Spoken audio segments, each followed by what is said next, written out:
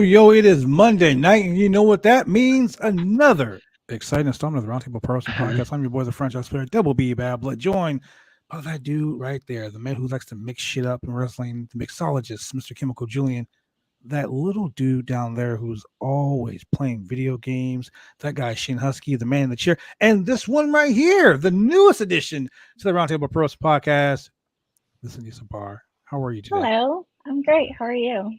Oh, you don't know what you've gotten yourself into. Oh, it's about to be some crazy shenanigans It's tonight. about to be some shenanigans tonight, ladies and gentlemen. Hey, Shane. Yeah. So tell us. Well, you know what? Let's do this.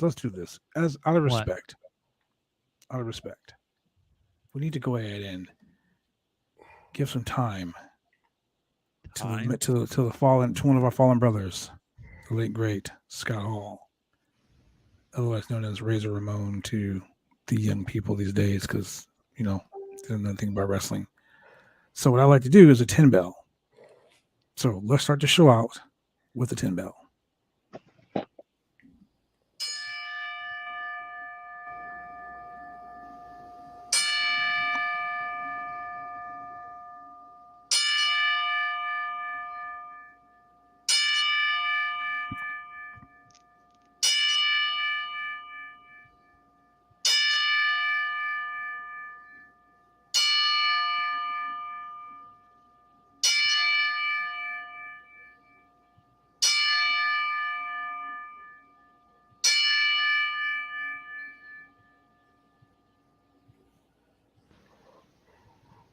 See, Shane, that was a 10 count.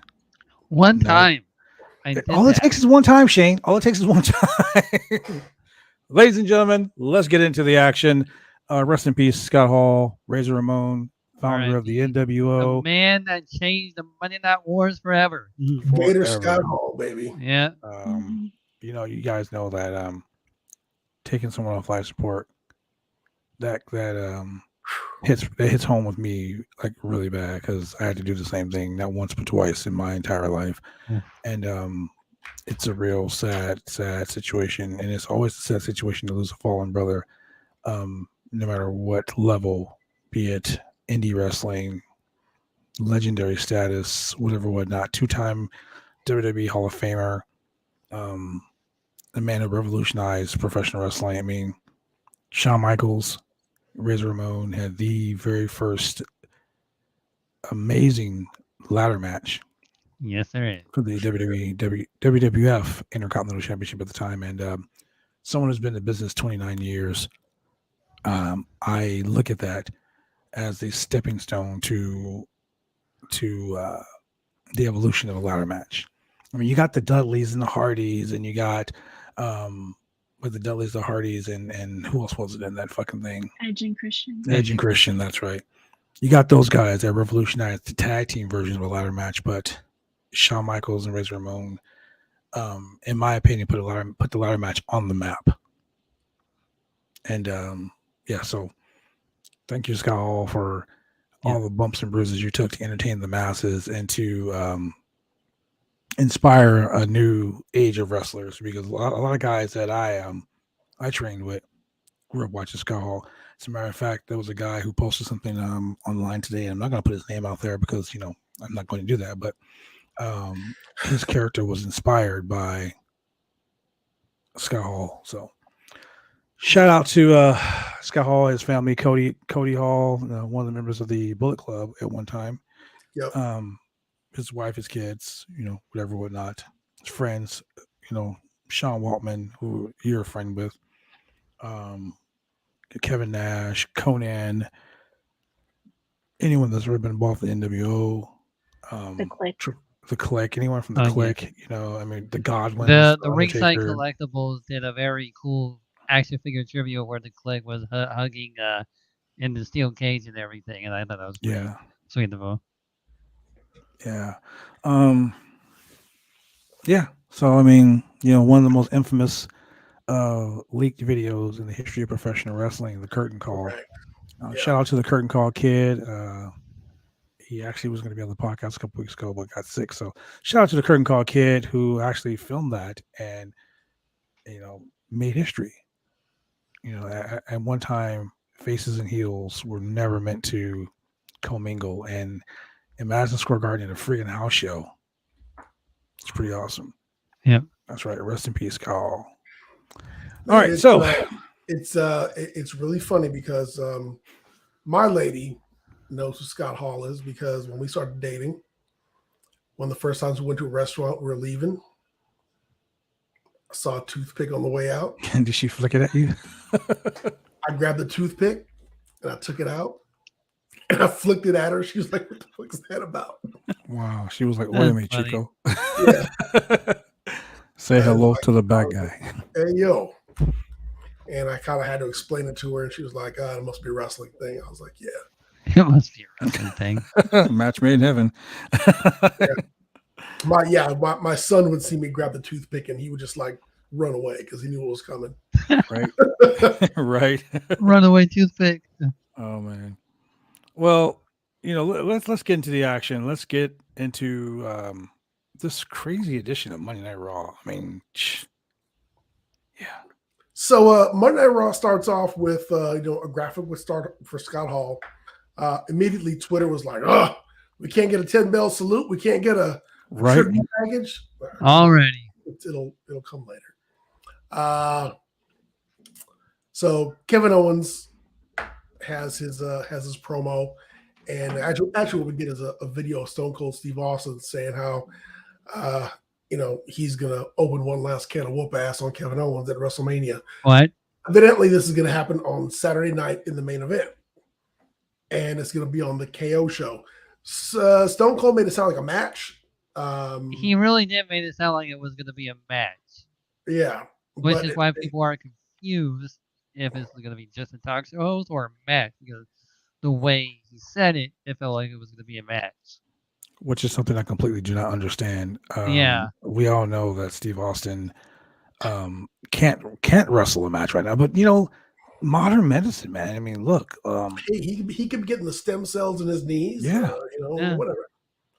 We don't modern know. medicine changes everybody these days. I mean, you got guys that aren't ever supposed to walk again, not only walking, but like, doing Wrestling. miraculous things. So I mean, Edge is in the ring wrestling matches, and he was not supposed to ever be doing that again. So, What's a new theme song? I mean, more miraculous things have happened in the past. After Steve Austin's promo, KO cut a promo in the ring, which was fan-fucking-tastic. KO's great. It was great. He hit all the Austin spots. He started off with the hey yo. He did the hell no and the oh hell yeah, and he said there was not going to be any. He said he's going to drink. He doesn't like beer, but he would drink a Canadian beer. I thought he was going to say LeBlatz and make the place pop or make the place boo him, which would have been great, but he didn't. But he gave the cameraman a great stunner, and the cameraman sold that. Cameraman sold the stunner. Fantastic. Yes, he did. So keeping on beat with these Raws leading into WrestleMania, we've had like a match-loaded night once again. And the first match of the night was our U.S. champion, Finn Balor, in a non-title matchup against his apparent arch rival, Damian Priest, who he will be also facing at Mania. Which brings us back to our usual discussion. Oh, man, gotta love this usual comment. So, I'm not a wrestler. I'm not. Me, I'm just a chemical engineer. I mean, who do we know who's a wrestler on this podcast? I'm just a fan. Anissa, you're a wrestler? Yeah. I mean, I actually been in the ring before, and I ran the ropes. So. Okay, all right. So here's the deal, guys. She is now our correspondent on the ground. All right. So she's the wrestler on this podcast. So, yeah, but there's only one person I see here with several belts behind him. With 4 championship belts. Shit, I forgot. So let's say, damn it, Bad Blood. You're the franchise player. Oh man, yeah. And let's say you're in the ring. Mm-hmm. He was, and someone goes, "Hey man, it's day 28. Mm-hmm. You don't have to defend that OIWA championship for 30 days. So it's day 28.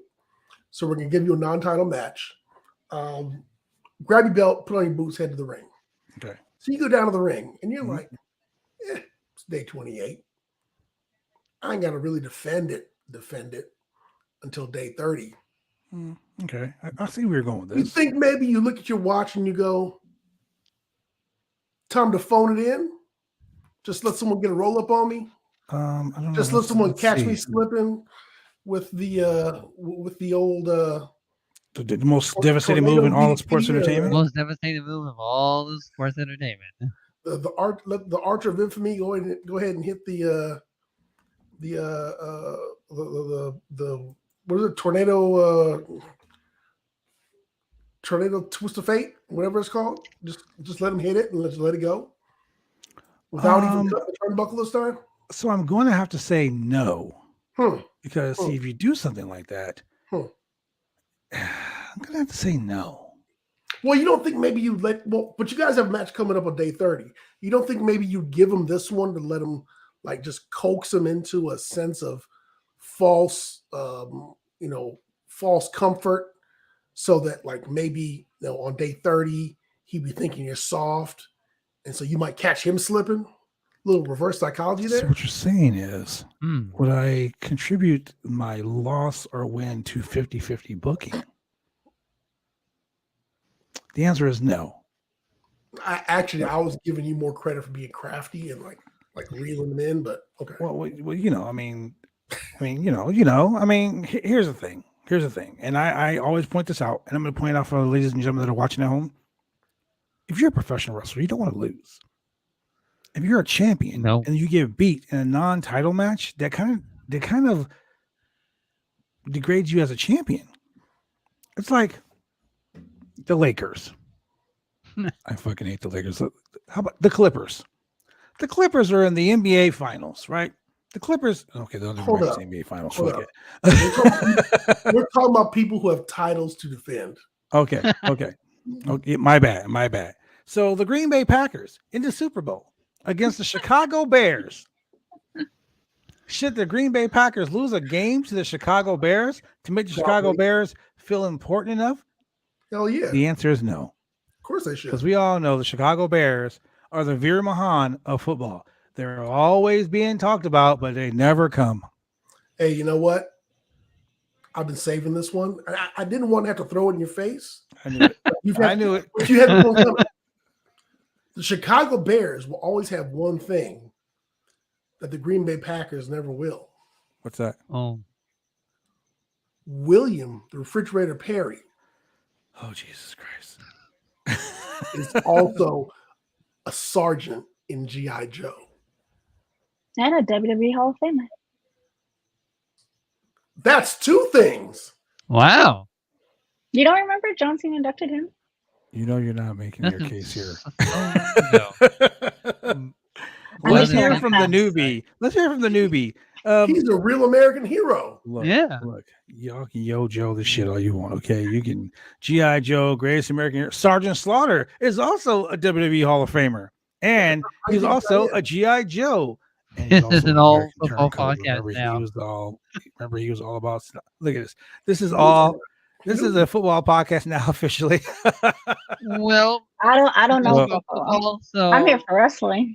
Cass doesn't want to get into the football debate with me because I think he's a Chicago Bears fan too, but I don't want to go there with him. So getting back to Raw, really awful Raw. Wow. Let's get back to that. Back to Raw. So our U.S. champion Finn Balor gets pinned in 7 minutes 35 seconds in a non-title matchup. But clean. Was it though? It was clean. So what are your thoughts on this?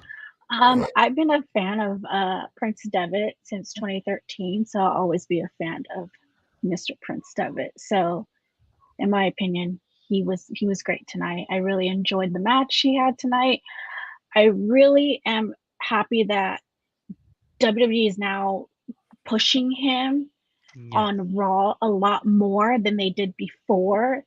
And then when he went to NXT, I felt like in a way they don't give him the credit that he actually deserves. I feel as Finn Balor should be the way they push AJ Styles on Monday Night Raw. Yes. He's on that. He needs to be there. I will agree with you 100%. Agreed. I feel that they were punishing him after he busted his arm and lost the Universal Championship. And that's not his fault either. You know, It was just a accidents horrible happen in accident. wrestling. And when that happened, it's like he was supposed to be their top guy during that time. And unfortunately, accidents happen in the ring, no matter what it is. But I think this time around, I feel as it's going to show, hey, Finn Balor, like, let me guess, about 2 to 3 years from now, he's going to be back on the top. Think it's going to be around that long? That's a course. long time. I mean, That is a very long time. If you think about it, it's not technically a long time. I mean, 3 years ago was 2019. That is true. It's true. But okay, so I'll see your 2 years because in 2 years there have been a lot of roster cuts, and he has survived those cuts. You know how he survived those cuts? He didn't answer his fucking phone. He's like, the phone started ringing. He was like, "Shit, it's laryngitis." He put the phone down. Like that was it. They replied to any text messages or nothing. He probably was like, "I'm gonna go hide out in NXT UK so no one gets fired from there." He probably responded with error 3505. Sorry, wrong number. The thing is, like, if you're not a Vince creation and you're given a shot and you get hurt, you get pushed like way to the back of the line. Like, I'll never forget when Sami Zayn came out for his match against Cena, and he was like, my God. yeah, Pop. Pop. And Cena was like, oh man, damn. hey, good job, man. You did a great match with your busted arm. He still did a good job against Cena. Yeah. But look where he's at now. Okay, he's having the match with Johnny Knoxville. Whatever. Look where he's at but now. if you really understand, no, he's in a high profile spot right now. Exactly, he's building this character that's never been seen before, and he's now elevating to where he was when he was introduced to the WWE when he faced Cena. Yes. You know what's really interesting about what you guys were just saying is this: he has taken the Miz's spot. I mean, think about it. Like, yeah, because remember, the Miz was always the one that did everything with the entertainers. He started that whole. I mean, Miz is still doing it. Yeah, but it's Logan Paul. It's Logan Paul. But there's a difference. Like, no matter what you like of Logan Paul, hate or dislike him, at the end of the day, he's part of the influencer community. No, I get it. He's He's a star. He's a star. Don't get me wrong. I'm just saying. Like, he doesn't have a number one hit movie out right now. He's not like a movie star. He's a social media person. Yeah, don't get me wrong. That's important because the WWE is trying to push the TikTok. They're trying to push the Snapchats. They're trying to push the Instagram things. Like the YouTube channels. They're doing all that. They're trying to hit the social media because they want to get the younger demographic. So they pull in these young people to get the demographic. But then they realize that the people who are Julian and I's age, the ones who are over the age of 30, they're like, oh, we're not getting those people. We're getting like the 65 and 70-year-old people, but we're not getting the 30 to 45 demographic. So let's bring in someone they know. So then they bring in someone from Jackass, and then they get those people back. They bring in someone from YouTube. Instead of doing something like, hey, let's put this person with this person, they put him with Sammy. They put the one that was Logan Paul last time. They put him with Sammy the first time. Yeah. Well, I mean, you have to understand, like, WWE, it's entertainment, like Vince said in the podcast, it's entertainment. So yes, we are watching, wrestling, but at the same time, WWE has been doing this for years. I mean, they brought all these great stars in to start fighting other, wrestlers during WrestleMania, weekend. But at the same time, we're now in the social media era where it's the biggest and hottest thing right now. And I think with WWE, their demographic is obviously kids and to maybe 22-year-olds. It's not what we used to watch. It's different. That's why there is other companies that have other professional wrestling companies where we can watch what we love to watch at the same time. But here, we're all different time. Yeah. Justin says, Twitter marks are all up in arms that Cody didn't show up. Look, we all They know are my so stance on mad. Cody. We all know my stance on Cody. I'll leave it at that.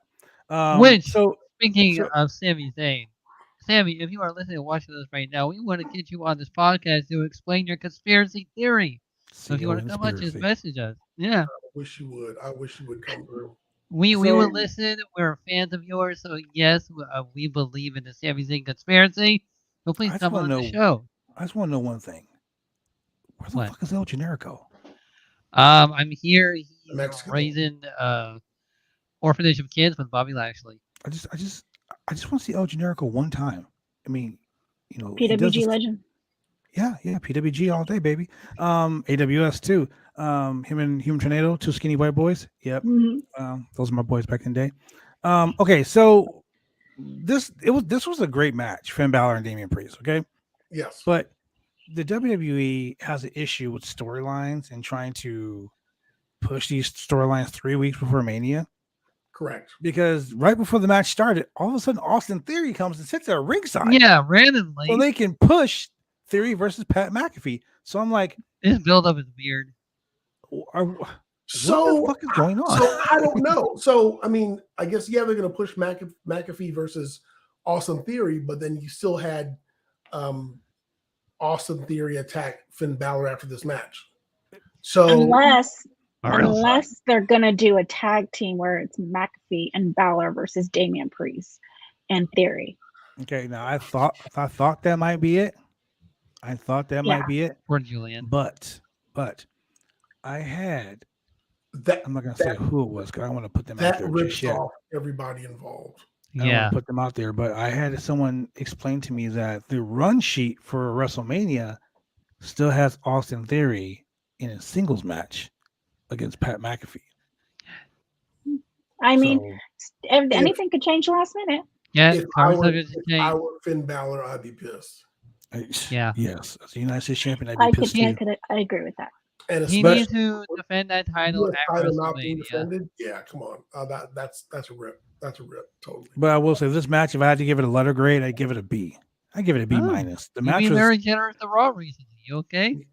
I don't know, man. I think I've been hitting the head too many times, but you know, like I tell people all the time. People always say, "Oh, you guys on Body Slam, you guys are the Roundtable, you guys are always AEW biased." No, if I see bullshit, bullshit on AEW, I will call it out. If I see bullshit in WWE, I call it out. oh, wait, hold my beer. Because the next match. Yeah. Because of the next match. Wait. Before you go into this, can I just say, thank you, Bruce Pritchard. Thank you, Vince McMahon. Wow. Whoever else is in charge of booking this fucking show, because at least we don't get this match at WrestleMania. You never know. Please, oh God, please don't.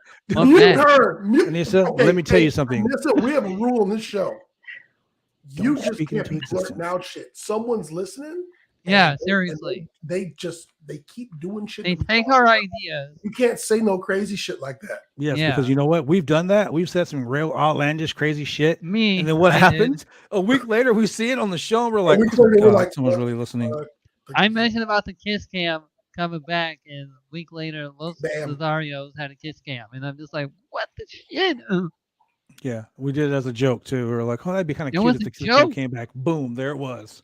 And I also said that Shanky might get shanked by Drew McIntyre's sword, and it almost happened. Yeah, you never know who's watching. So exactly. So when we say don't speak it into existence, we mean don't speak it into existence. But Omos, he's so big. He's so big. He's so big. So versus General Aziz. Commander Aziz. Ooh, so big. So in my opinion, this is a Raw Underground rematch. It is. Because you know these guys are not brand new. Let's go with Anissa. What were your thoughts on these two big meaty men slapping meat? Well, I'm not too familiar with Apollo Cruz's buddy, but I thought this was a great, it's an okay match. I feel like it was a lot of, and it was just in there for the time being. Just, hey, let's just throw this match in there. But at the same time, I'm happy that those wrestlers actually got TV time, because we really want to see different stars every single week. I mean, I do. Because if you see the same stars every single week doing the same thing, it kind of gets boring. But I thought this match was totally fine. It was a quick match for me, but I thought that this was overall a good match. Julian, I can see you. So shout out to T-Bar for it not being him. I jokingly said to Shane, the only way this match could have been like worse is if they had a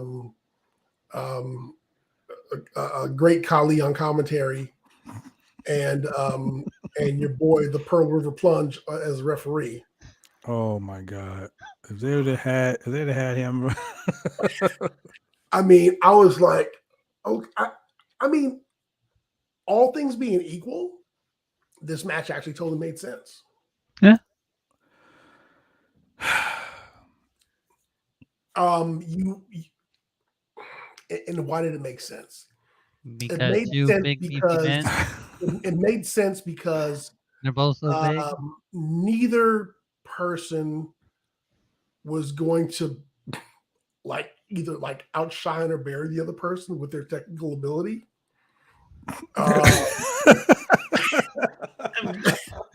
I'm sorry, I couldn't hold it in no longer. You said technical ability. We watched the same match, right? Dude, so all right. So when Omos suplexed Falcon Arrow. He did the Falcon Arrow. The Falcon Arrow. No.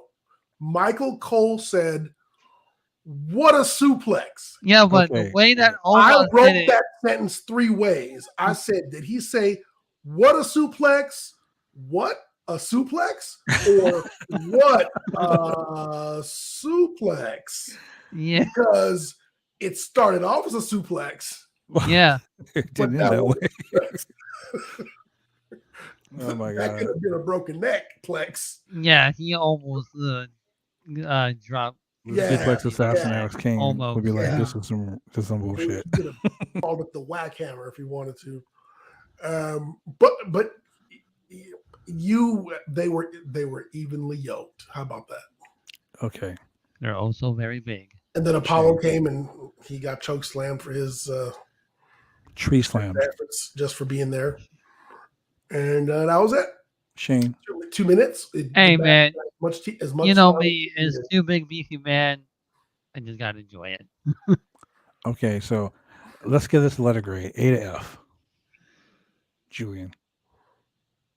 I give it a C. Oh. Okay. Anissa? I'd give it like around a B minus. I'm in between. Shane. Yeah, same here. B minus because Omos did the deal, which is the Falcon Arrow. So yeah.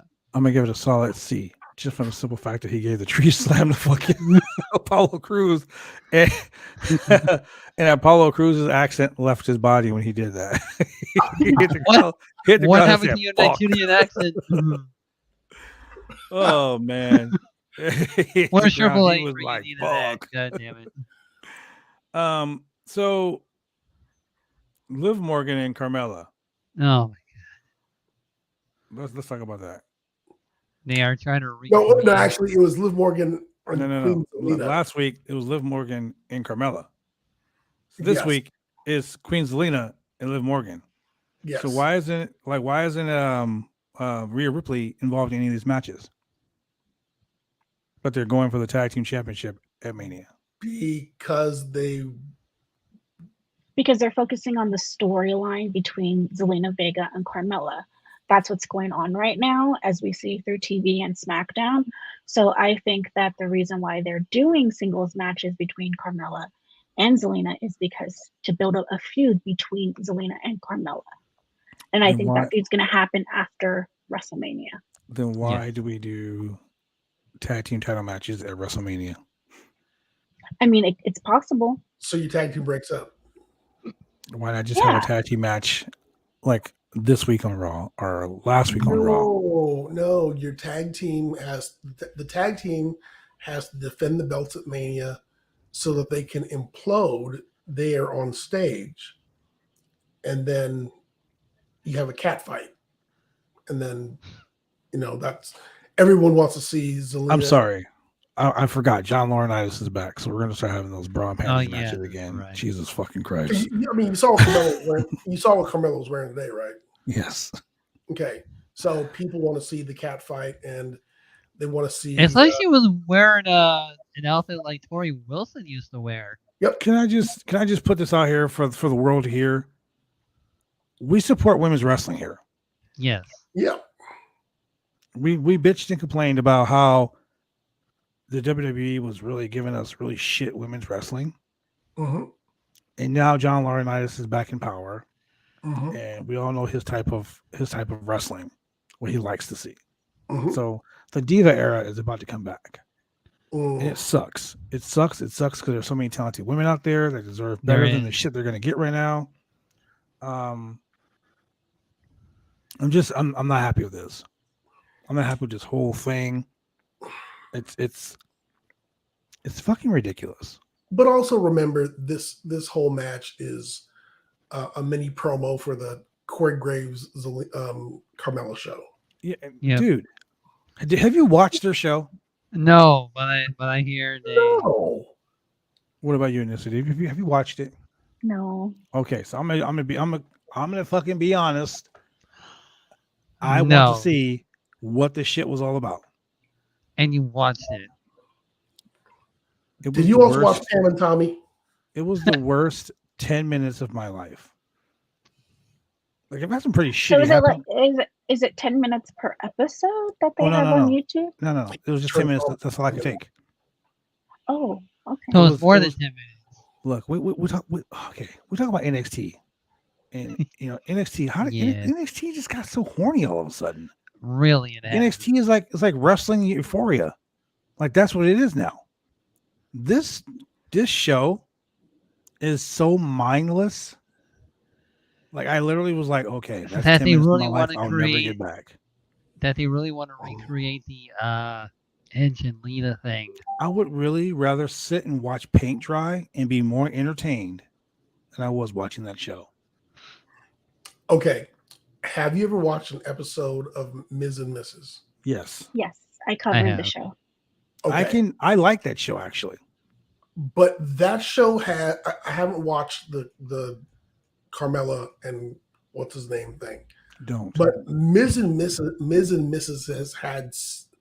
I watched a couple of episodes where the staged hilarity was so blatantly staged and ridiculous.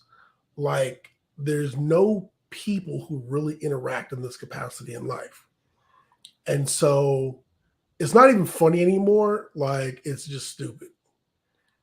It's like a camera following me around, and we walk into my kitchen when I come home from work, and we catch my dog making pancakes and my daughter juggling cats, and it's like, what the fuck is going on here? It's like, oh, my house is crazy. Track. Like, shit like that just doesn't happen. And so it's like, okay, what's the next step? We have to do something that people have not seen before, or do the next jump of being ridiculous, or do the next, step in being stupid. And for anybody who watched Ren and Stimpy, you knew that there were some episodes where Stimpy was so stupid. Oh, yeah, he was. You were like, he couldn't possibly have brain function that allows him to breathe in this episode. Like that's the first 10 minutes of the show. Yeah, like Ren would come home and just be like, how could I possibly have left him here unsupervised? He's just that freaking stupid. And then the next episode, he's working a job, Or in the next episode, Right. he made a friend with a fart cloud. Who knows? Yeah. So I mean, and like Rose to the Top was, I mean, they're all equally bad, Mm-hmm. And there's this scripted element where, there's got to be the antagonist, the protagonist. There's got to be some conflict that drives the story forward for the episode, because otherwise they just be showing people like they would just show Cody coming home from a pay-per-view sore, taking painkillers and putting ice on his elbow and on his neck and laying down watching TV, which would to people would be boring. But That was pretty much it of that show. yeah, but they need something. So WWE being a reality show that happens to have wrestling at the center of it. That's how it is. It's a reality show about people who happen to be wrestlers. So you have to have the conflict between Zelina and Carmella and Corey Graves have their show to advertise.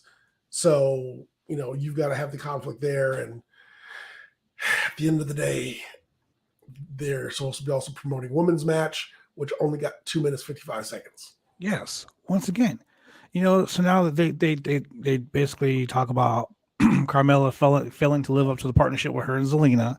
So of course they're going to break up. It's going to be. I don't understand why they're doing that now, days before Mania. Why was Seth Rollins at ringside? Can you explain that? You mean Austin Theory? But yeah, just random. This whole show was really random. I mean, this whole thing was so random. But the most random thing that I can talk about right now, Twitter is so goddamn toxic. And I say that in a good way. People fucking were so angry because WWE's Raw was in Jacksonville, Florida, the backyard of AEW. Yeah. Everyone was like, Vince is a genius. Vince is going to bring fucking Cody Rhodes out in Jacksonville. Now, if Cody had really signed with WWE, this will be the place that Cody debuted. 3 weeks before Mania, everyone's saying it's Cody versus Seth Rollins. That's the match that's going to happen. Seth Rollins came out. He doesn't have a match for Mania now. Still. But Cody Rhodes is the one that was quote unquote penciled in to be his opponent at Mania. We have 3 weeks until WrestleMania. Allegedly, yeah. We got 3 weeks until WrestleMania. Have you guys gone to Cody Rhodes' Twitter? Have you looked at Cody's Twitter? I have not. Cody is still pushing AEW stuff. He's not blowing up Mania? No, he's not. He's not talking about his friend Seth Rollins or how much he hates AJ Styles? Mm-mm. He's not talking about how he someone needs to teach Damian Priest a lesson in manners? Someone had the audacity to say, yeah, in the WWE office, they're not letting Damian Priest do the Crossroads anymore because, Cody's coming back to do the Crossroads. Well, can we all just stop for 30 seconds and open our eyes and realize that Cody did not fucking sign with the WWE? What do you mean, man? He did. He signed a contract to WWE. Look. It's like this. We all know that when the Hardy Boys returned to the WWE, oh man, that was great. They didn't come back until Mania. That was a the day of the hours of got in the car. I knew the day before Mania the Hardys were coming back. Yeah, because they had dropped the titles the night before or something like that. Yeah, it was the night before the Supercard of Honor. Yeah. So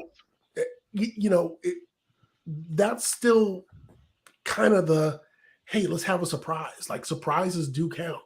Well, we all thought the new day was going to be. If Cody were to, if Seth Rollins were to be in the middle of the ring at Mania and demand his WrestleMania match, and someone needs to come out here right now and face me, you guys are going to be sorely disappointed if you think that's going to be a Taker moment. Yeah. Y'all will be like, oh, here comes Cody. Whoa.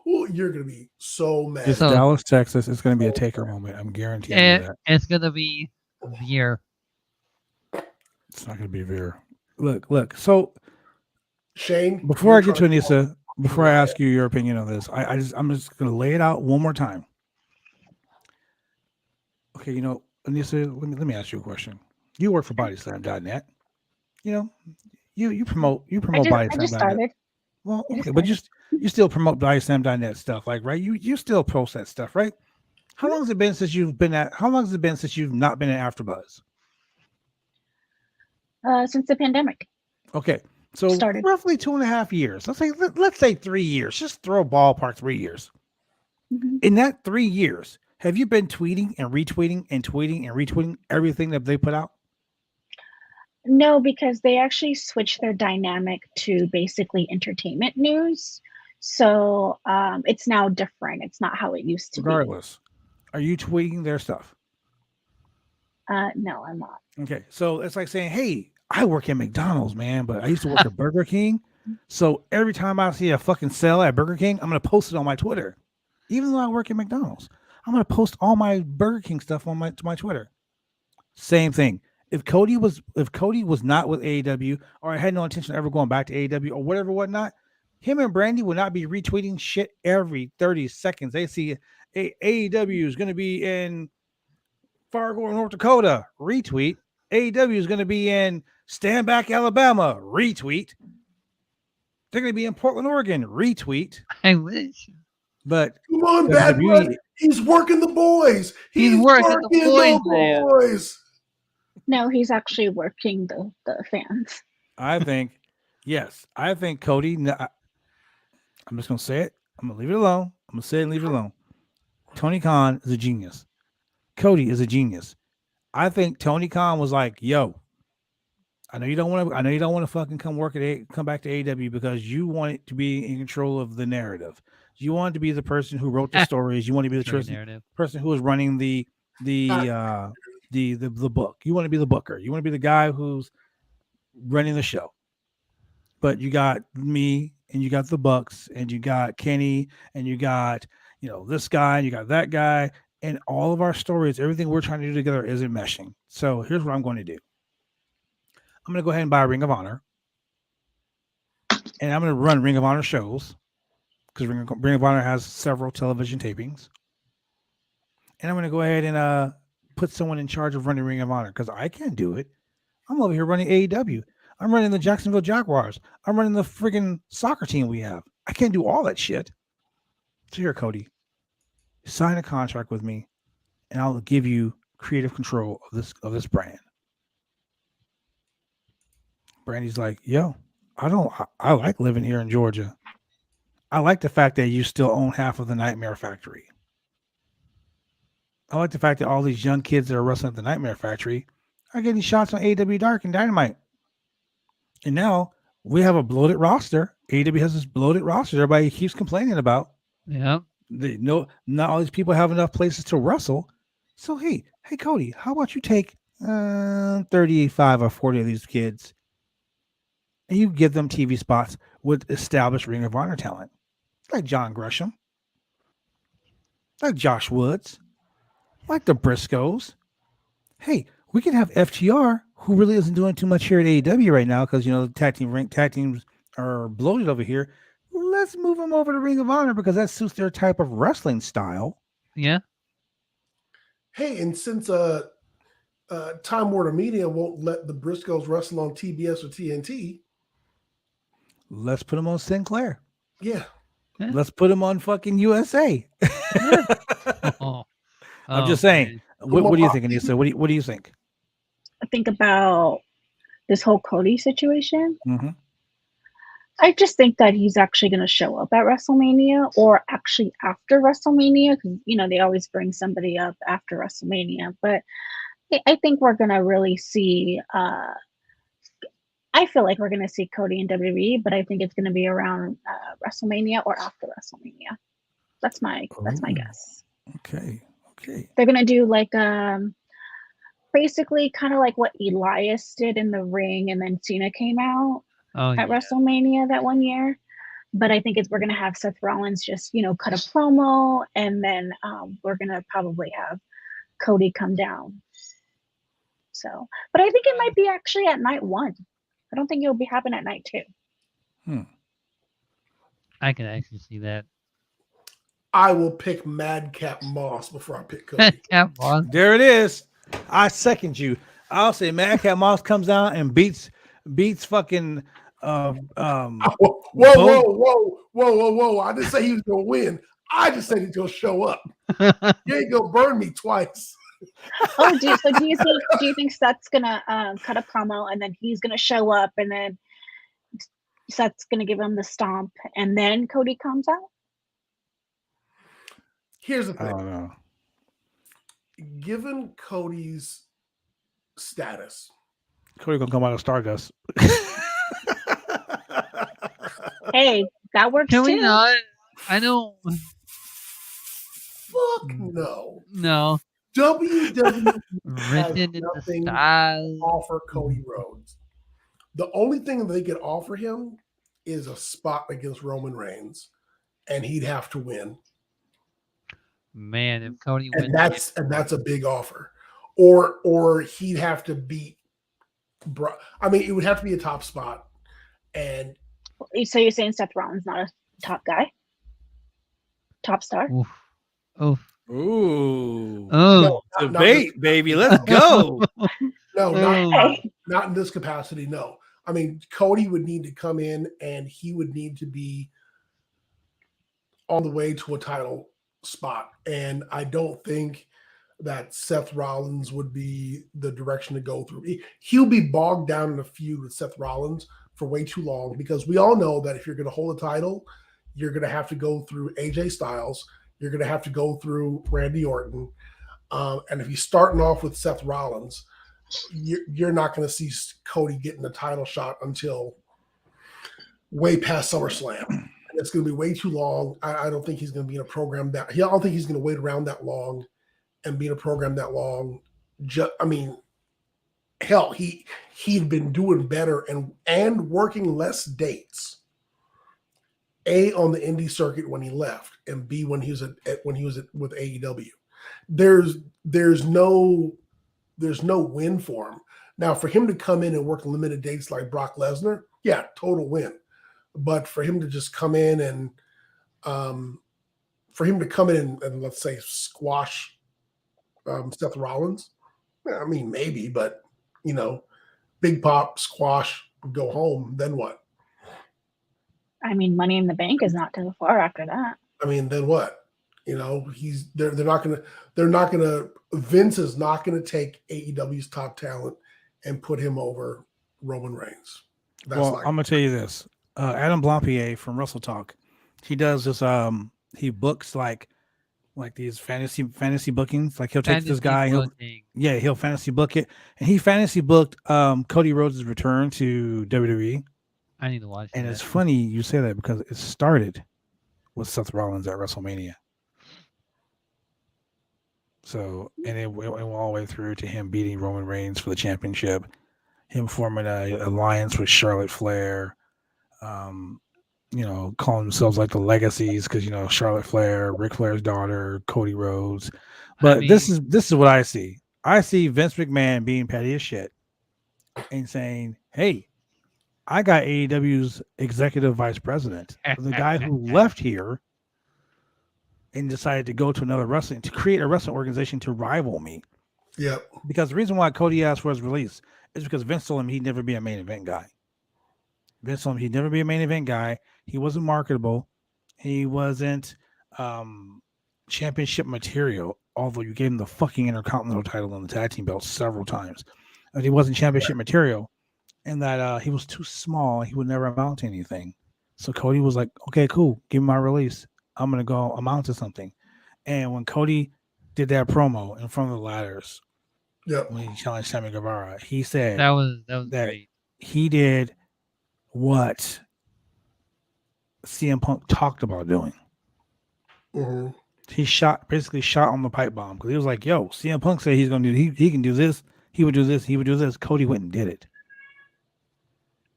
So now for him to come back to WWE, Vince, and this is just me talking because, Vince probably either would or wouldn't, but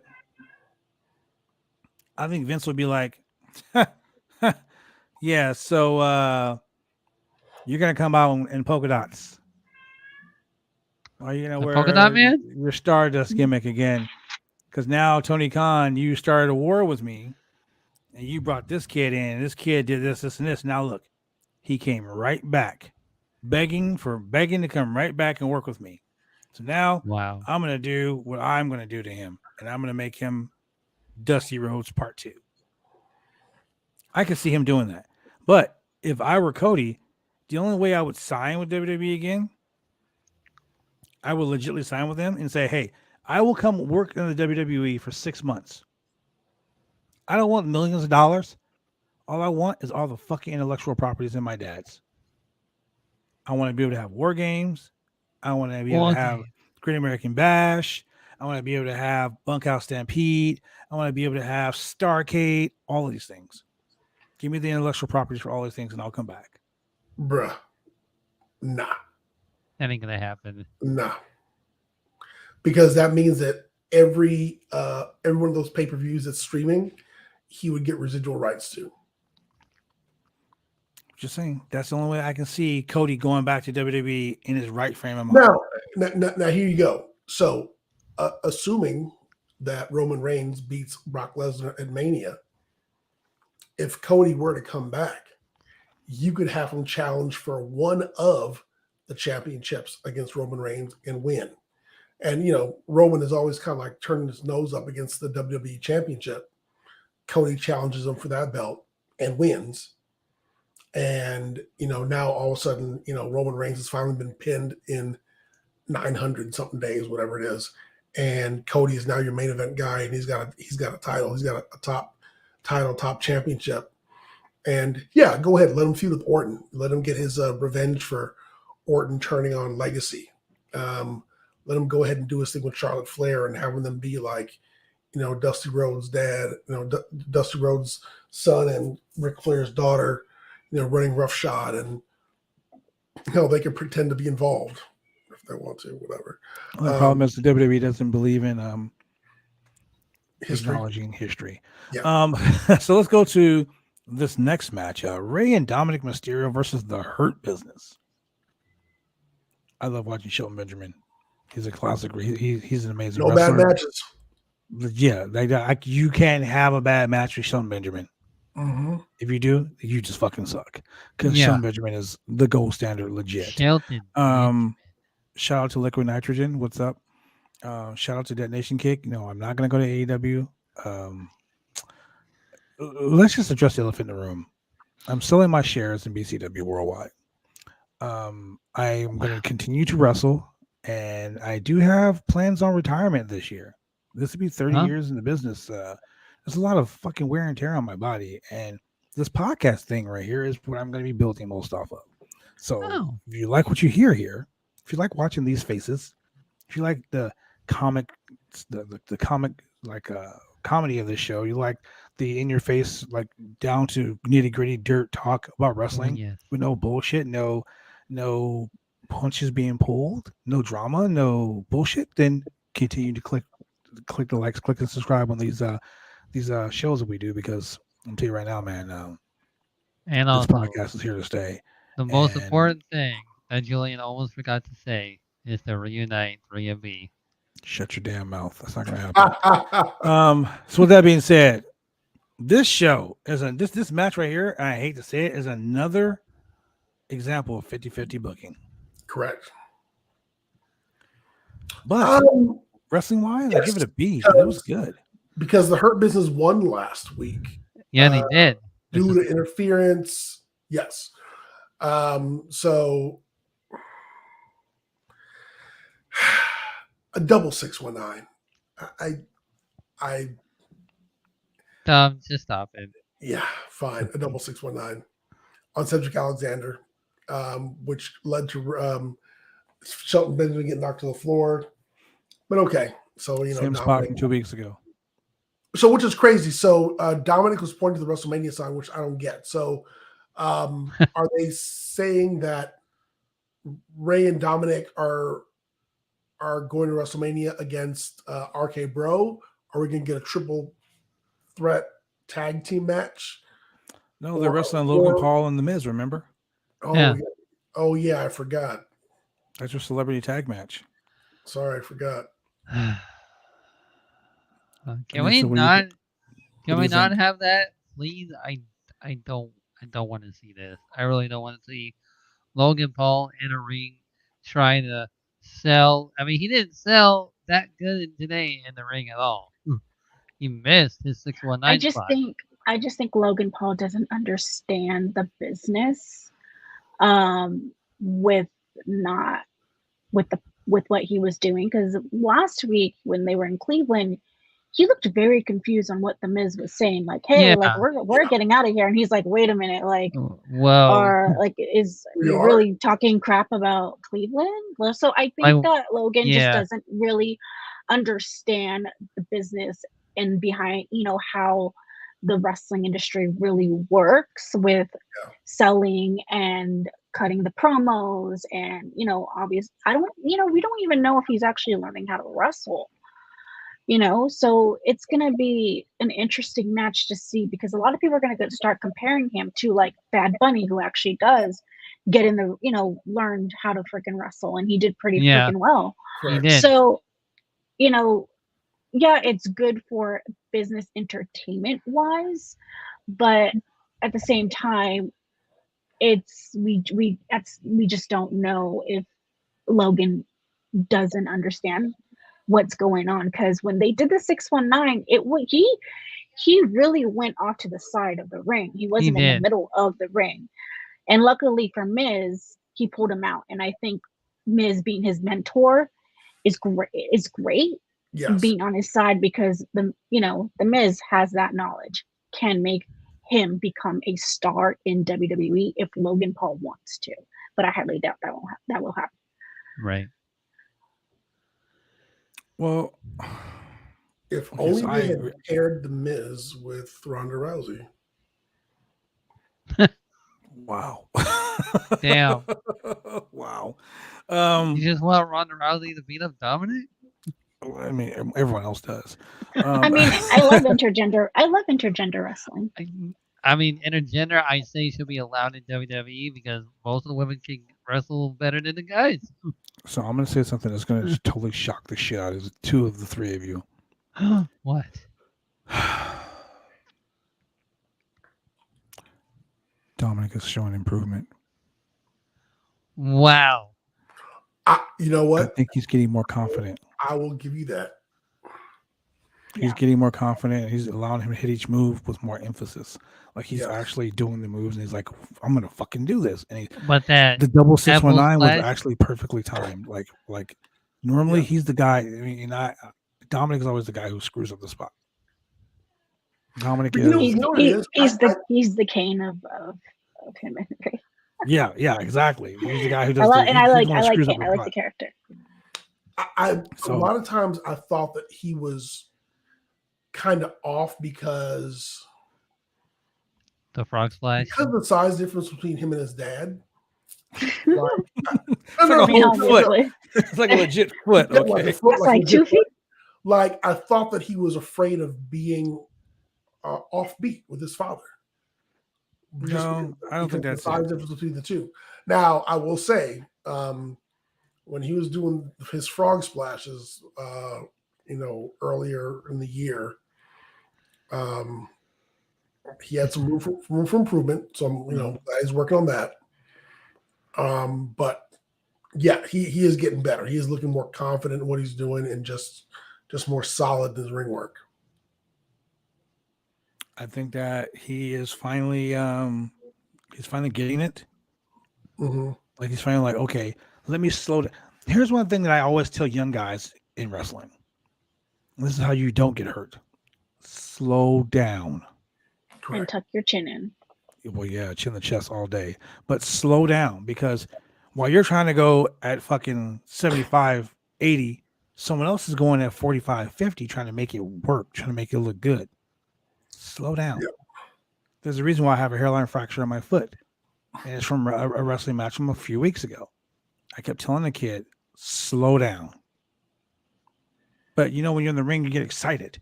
You're like, oh yeah, there's so many people here for me. And you get excited and you're not paying attention to what you're doing. And then when you go for a spot and then you fuck that spot up, you want to go back to do that spot again. You can't do that all the time.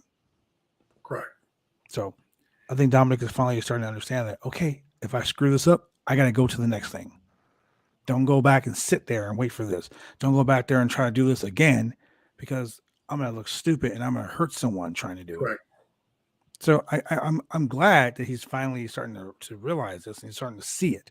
So, maybe he's getting better. I mean, I'm not gonna say he's becoming great. He's not a fucking Summer Rae or anything like that, but The living legend Summer Rae. That will never get old. So with that being said, let's go to a quick commercial break and then we'll get into the D-Drop versus Bianca Belair match. Oh, who? You will not skip over Queen Charmel. Yes. Okay. Yes. Okay. Here's my thing. If you're gonna get put into the WWE Hall of Fame, fucking do something to earn the fact that you're in the Hall of Fame. She made King Booker. She taught us to hail King Booker. Booker. She was a Nitro girl. Booker. What the fuck does that got to do to put her in Hall of Fame? Because But she was also Kimberly a Page- manager. But she was also a manager. So how come it's okay for other managers in wrestling get to be in the Hall of Fame that are male, but women it's different? Oh, I think Miss Elizabeth should have been in the Hall of Fame way before Queen Charmel. No, but I think Queen Charmel, it's time to get her flowers. It's been a long damn time. Yeah. She made King Booker. She made King Booker. Come on, those stuff in the early 2000s, those were great. The 06 era of SmackDown. Yeah, the 06 era of SmackDown was really good because of King Booker. Not only that, but like she really elevated with what women can do as a manager. And I think that she really just showed this different character that no one at the time was doing, because she is a former pageant girl or queen and nobody wasn't doing it at the time. And I think she elevated to what she was doing during her early days and made it into a character. Should be in the Hall of Fame. I mean, why not? Why can't every single woman? Because at the end of the day, every single woman that worked their ass off went to WWE. I think they deserve to be in the Hall of Fame. I don't care who you are. You went into the ring, you did what you did, you were on TV, and you made storylines. Why not? Why not? I mean, there's Celebrity Wing Hall of Fame. Why do they get to be in it? Yeah, I love the fact that she is so passionate about this. That's the reason why I said it. I think Charmel deserves to be in the Hall of Fame. I just want to see what you guys are going to say about it. So I fucking love the debate. I love the debate. Throwing hands. I love the debate. Anyway, we'll be right back with more of the Roundtable Pro Wrestling Podcast. Drive me insane! All these rules are lame, cause they're taking all the fun out! Drive me insane!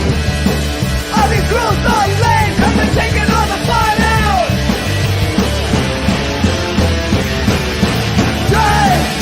Drive me insane! All these rules...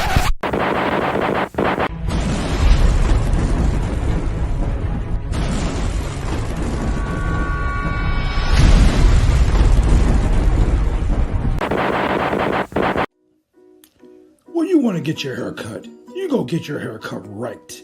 You head down to Big D's Barbershop. Big D's Barbershop, Vancouver, Washington's best and brightest. 1019 Main Street, Vancouver, Washington, where you can go get your hair lined up, cuts, fades, shampoos, conditions, and all the great things that go with supporting a local barbershop in a local business area. You can also reach them online at www.bigdsbarbershop.com. Go get your haircut right.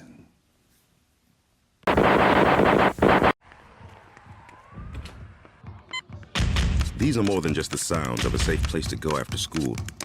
These are the sounds of interest being ignited and of mentors making an impact.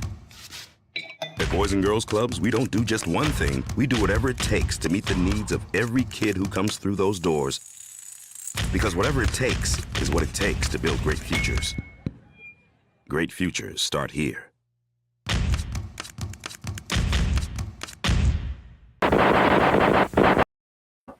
And we are back. And I just got to say, look, you were the newbie on the podcast here today. So I really want to just to see how passionate you were about this whole industry. Man, oh man, you showed me.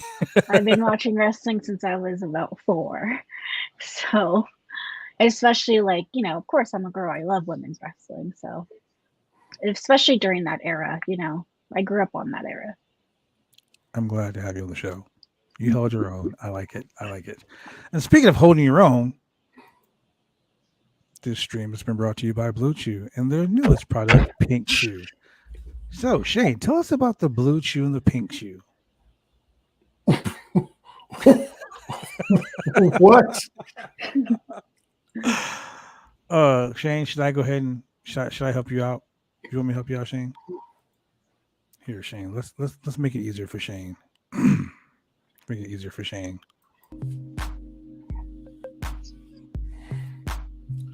It's that time, Shane. It's the 9 o'clock hour. You're muted, Shane. And you are muted. Once again, Shane kayfabing us all. Shane's an idiot. He's talking to Veer. Shane's an idiot, ladies and gentlemen. So let's get to the next matchup. Piper Niven. We don't call her Dewdrop on this show. Yes, Piper Niven. Piper Niven versus Bianca Belair, and what must be the 225,575th time they face each other on Raw. Hey man, can I say this about this match? Why is it every freaking time they go one-on-one that the commentators say act like Bianca never lifted up Piper Niven? They act like it never freaking happens, but it does. You know. So this is what happens on Raw. Bianca Belair's in the back. She goes, "Hello, Usos? Yeah, I'm getting ready to wrestle Piper Niven again. Fuck you and the New Day." Click. Not the New Day. And they go out there because she's like, "I got to beat their record." And she should be saying it to Naomi and fucking Natalia then. Oh yeah, Naomi and Natalia. No. She ain't gonna beat that. No, she ain't.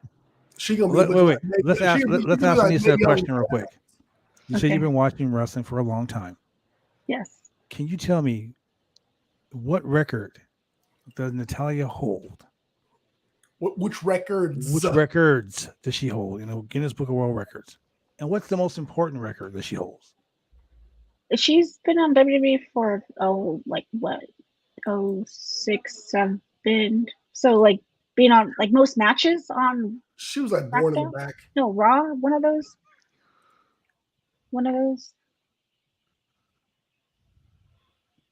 Hey, I don't remember everything, but. Okay, so I'm gonna tell you, Natalia holds a record, and this record is. It's a very interesting record.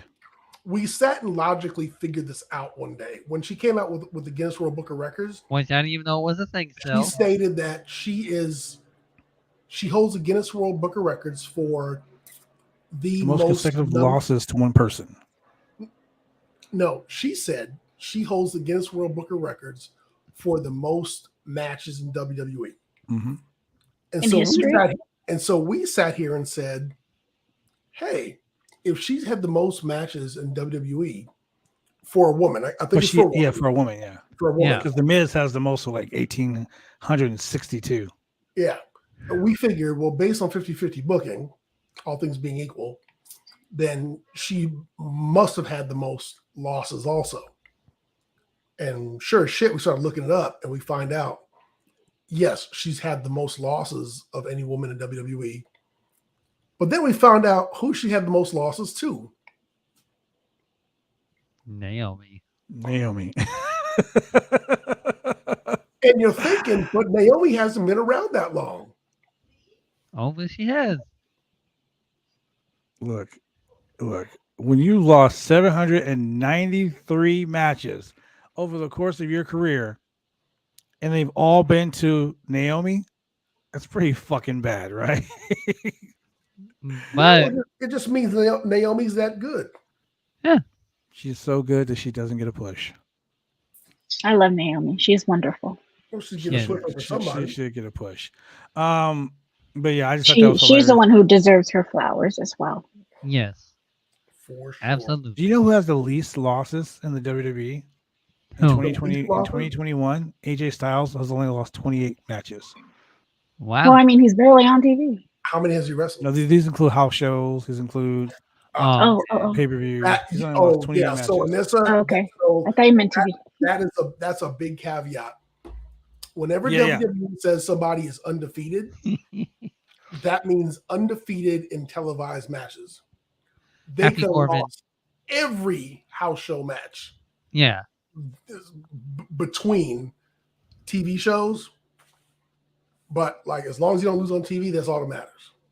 Hmm. Just like with Ronda Rousey's like, I want to be the first person to tap out Charlotte Flair. Man.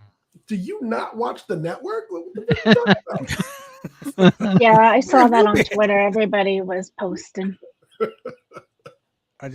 We find it funny here that we always find the the discrepancies and all this bullshit that they say.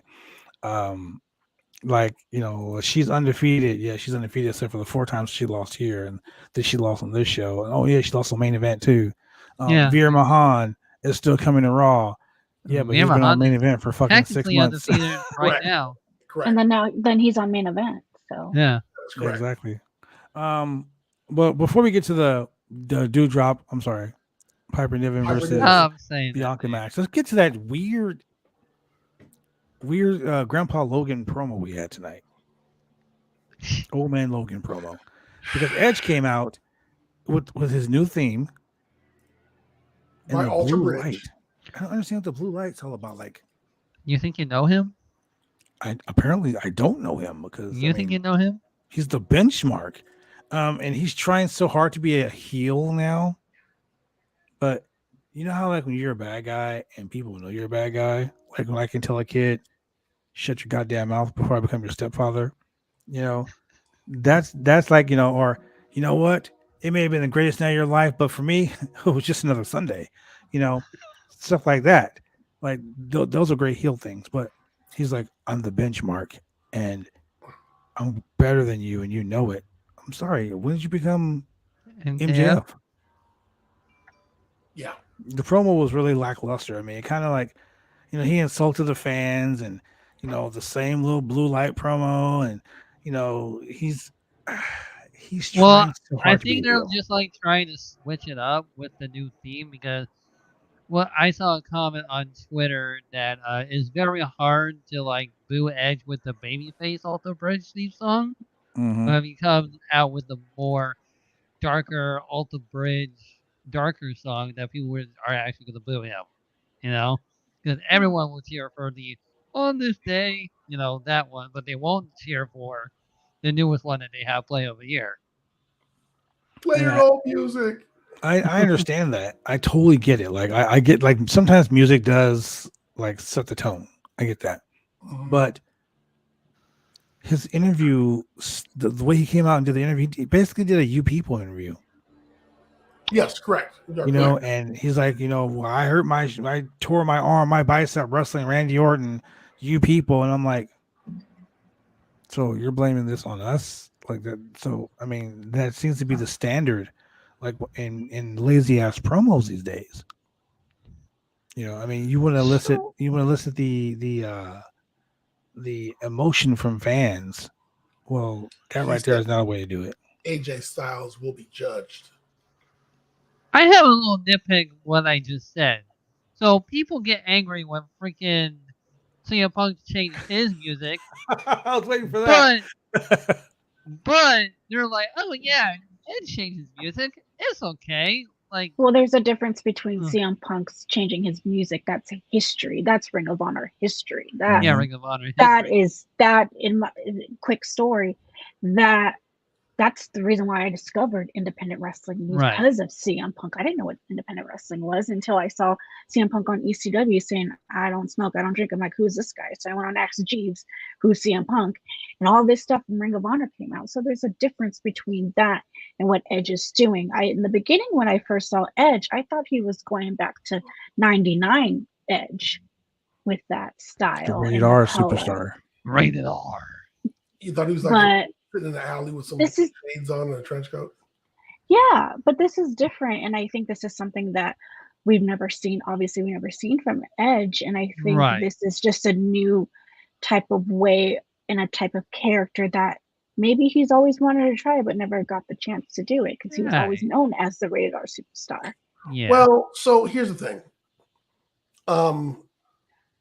It's okay. So Edge calls himself the ultimate opportunist. It's opportunistic because just a couple weeks ago, he and his wife were the grit couple Yeah. Seriously. facing Miz and Maurice, and they were baby faces. And so all of a sudden, he comes out on Raw one day and decides that he's angry because he wants a WrestleMania match. So I'm going to be a heel now, just to challenge AJ Styles and force myself. That's the problem. So we're going into WrestleMania, and people are forcing themselves into WrestleMania matches, and making themselves heels or making themselves have these matches with no real storyline behind it. And I always throw this back to Chris Jericho spilling coffee on Kane in the back Yeah. one night on Raw to get a match. And it's I want a WrestleMania match. I'm angry. I'm gonna pick on AJ. I'm angry. I'm a heel. Well, And Edge whatever. also wanted to face AJ for like a very long time, and I guess this was the whole new gimmick that he wanted to try with AJ, just like how Taker tried the new Boneyard gimmick with AJ of that WrestleMania.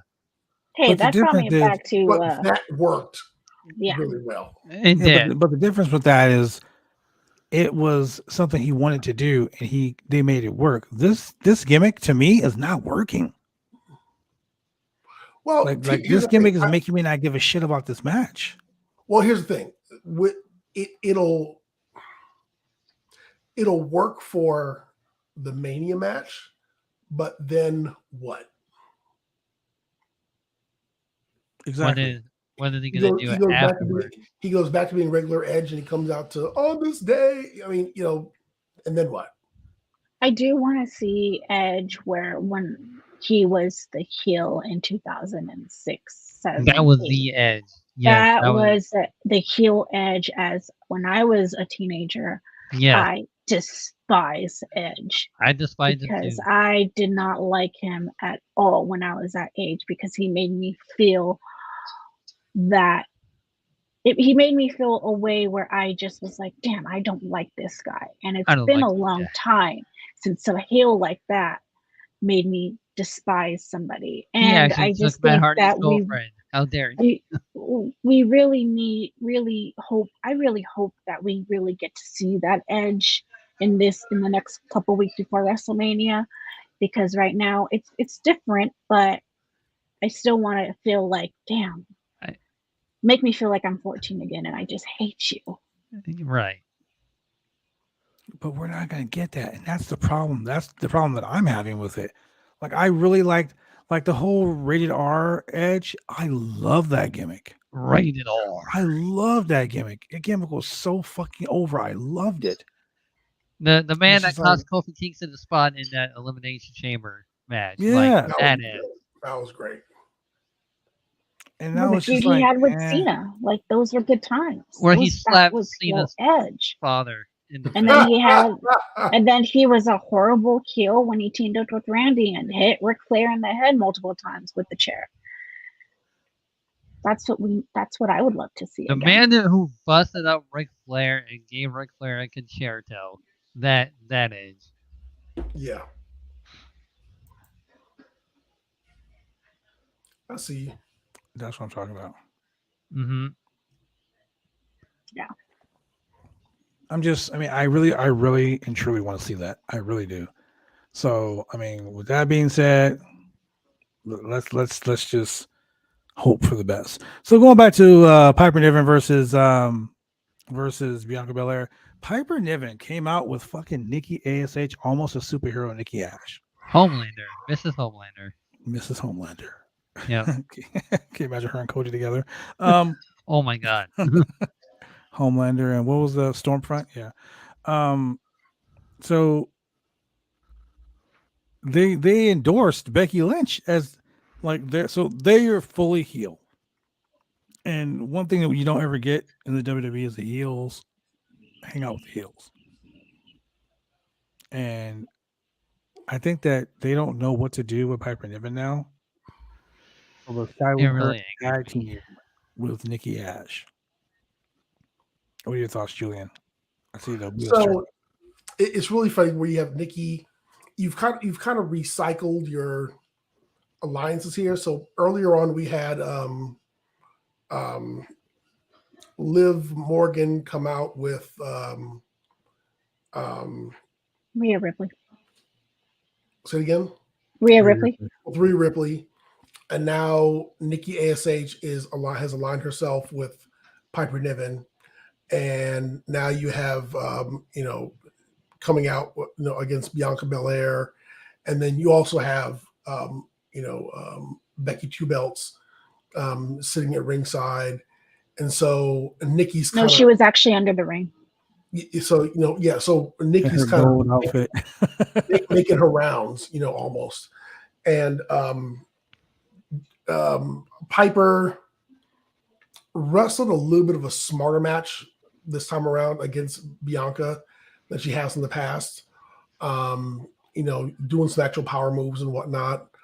And when Bianca tried to pick her for the KOD, she powered out of it, which was great.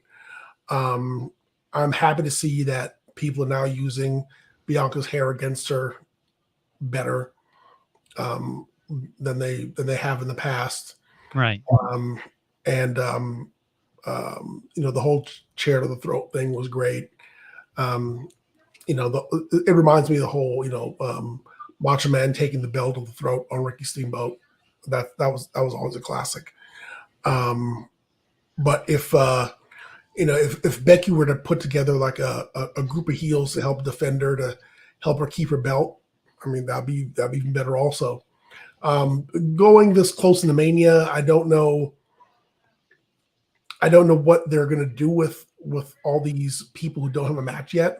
I don't know if they're going to do a women's battle royal, or if they're going to just have them at ringside. I mean, it would be better to do something with them. But it does definitely, hype up the match for Becky Lynch and Bianca at the same time. Put some heat on it. I agree. I really am very excited to see these two go head to head. I'm rooting for Bianca Belair. I really want her to become women's champion. I think she deserves it. I think she's freaking great in the ring. She's probably one of the best athletic women on WWE television right now. I honestly think she's better than Charlotte. But right now, I think with her storyline with Becky Lynch, I think those two are going to freaking kill it. And I really, really hope they are main eventing Mania Night 1. Yeah, we've talked about it on the show before. I hope they're main eventing, and I hope it's not going to be Ronda Rousey and Charlotte Flair. You'll be surprised of people that actually want to have Charlotte and Ronda main eventing, which I don't know why. No. But it obviously should be Bianca and Becky main eventing night 1. So And Becky attacking Bianca and doing the chair spot on the throat and whipping her into the ring post by her hair. Will look real brutal. I mean, freaking A, looking brutal. Yes. Man. Until the chair hit the ring post and the chair flipped off of her head, and you can see that there was no danger to it. That's just Kevin Dunn. She sold it well. Yeah, she sold it. She sold it. She sold it so good that Kevin Dunn's camera work almost ruined it. Because Kevin Dunn, Mr. 500 camera cuts, he cut to where the chair went off her head, and she smiled. And the camera cut back to the chair on the ground, and then the camera cut to her, and she was holding her throat. And I'm like, she wasn't smiling; she was wincing in pain. Sure. But then we go from Bianca to her husband, Montez Ford, facing Matt Riddle. Man. Which Randy Orton is finally embracing the RK Bro. Randy Orton is having so much fun. He said, "My homeboy."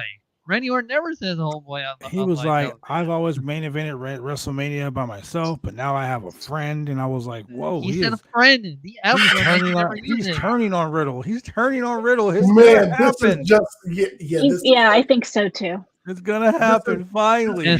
It's gonna be like Eddie and Ray going into WrestleMania fighting as a tag team champion, but then there doesn't need to be no breakup. They should just do what Eddie and Ray did. This is like whenever Hogan would be like, "I'm here with my best buddy, brother," or whoever, and you're like, "Oh, you gonna turn on soon." Mm-hmm.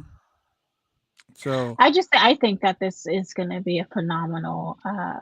Whoever they're facing the Street Profits at WrestleMania, or they don't really have. And it looks like Gable and Chad Gable and Otis. Thank you. So it's going to be a three. It's going to be a 3-minute tag match. But I think Randy's gonna.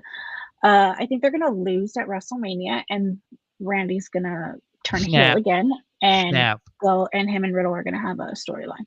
And he's gonna. I think it's gonna happen before Mania. I don't know. Maybe it's gonna be Riddle turns on Randy. No, that guy's too. He's on a different level of. His head is too in the clouds. If yeah, there you go. I fucking hate Riddle. By the way, did you guys see that sick Vader combo and moonsault combo that? Yes. That Gable and Otis did. That was a magnificent tag team finisher combo, and I loved it. I mean, we finally got some real tag teams going. I mean, wow, right? Some real tag teams. Thank Look you. at this shit. But thank you. RK Bro, winner by disqualification. I can't wait for them to turn it, because this is gonna likely lead to the Street Profits versus the Alpha Academy versus RK Bro at WrestleMania. Another triple threat for the tag team titles would be good, but was it just me, or did the Street Profits kind of come off heelish? That's what I said. Street Profits came off heelish a few weeks ago. Yeah, I mean, like they really came off heelish tonight. They did. Well, no, because Randy Orton was fine. I mean, I'm a heel, so I know heelish, but I'm just saying they came off with really sarcastically heel-like, and I loved it. Like if they win the tag team titles, I could definitely see them really doing heel stuff with it.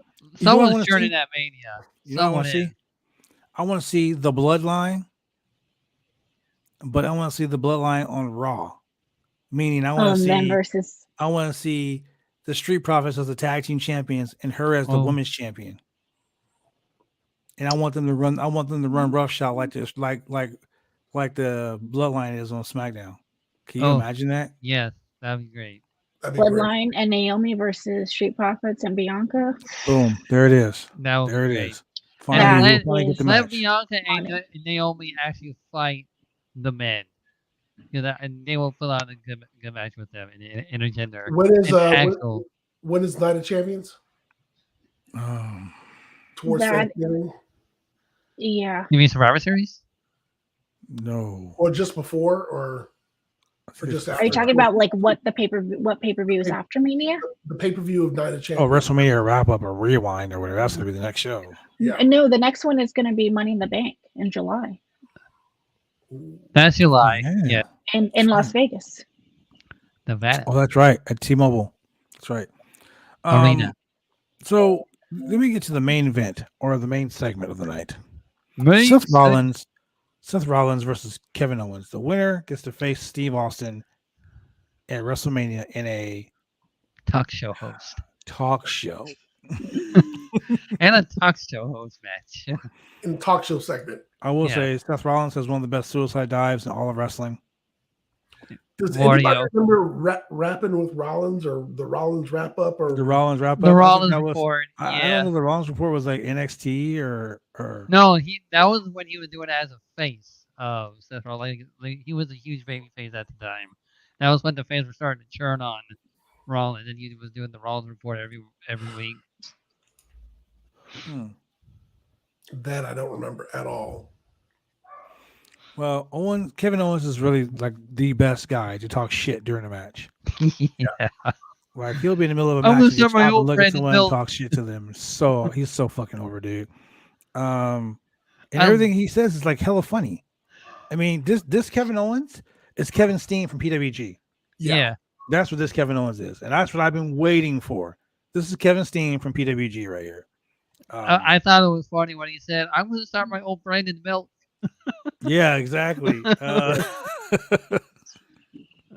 I'm like, did you talk to Um, Kurt Angle about being a partnership with that, or Right? That's what I thought right away. right? Bring in the Owens, milk truck. Oh my God, yes. Owens keeps. I mean, Kevin Owens is getting funnier and funnier and funnier every fucking match. People who say that Kevin Owens does not have a personality right now, you're blind. You're so blind. Crazy. And Twitter, Yeah. Twitter is so toxic. They're basically this match was supposed to be WrestleMania. This was like what was penciled in 3 months ago. Wow. Yes. That was WrestleMania. Owens versus Rollins at WrestleMania.